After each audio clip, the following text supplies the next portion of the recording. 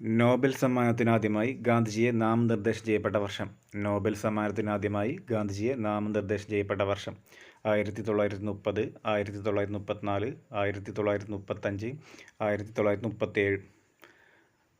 ഉത്തരം 1937. ഗാന്ധിജി കോൺഗ്രസിൽ നിന്നും രാജിവെച്ച വർഷം. ഗാന്ധിജി കോൺഗ്രസിൽ നിന്നും രാജിവെച്ച വർഷം 1925, 1927, 1934, 1937. ഉത്തരം 1934. കസ്തൂർബ ഗാന്ധിയെ വിവാഹം കഴിക്കുമ്പോൾ ഗാന്ധിയുടെ പ്രായം.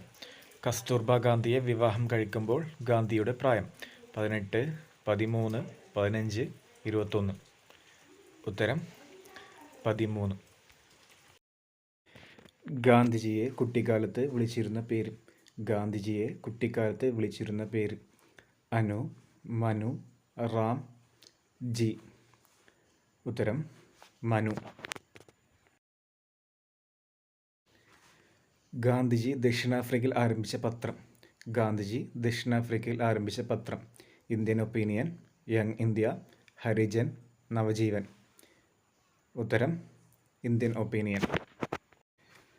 പ്രവാസ ജീവിതം അവസാനിപ്പിച്ച് ഗാന്ധിജി ഇന്ത്യയിൽ തിരിച്ചെത്തിയ വർഷം.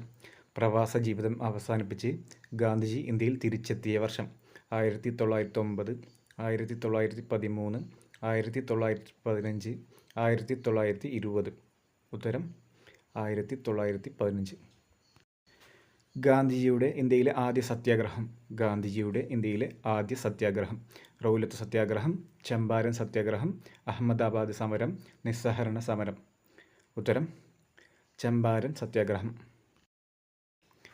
ഗാന്ധിജി ആദ്യമായി കേരളം സന്ദർശിച്ച വർഷം. ഗാന്ധിജി ആദ്യമായി കേരളം സന്ദർശിച്ച വർഷം 1918, 1920, 1927, 1934.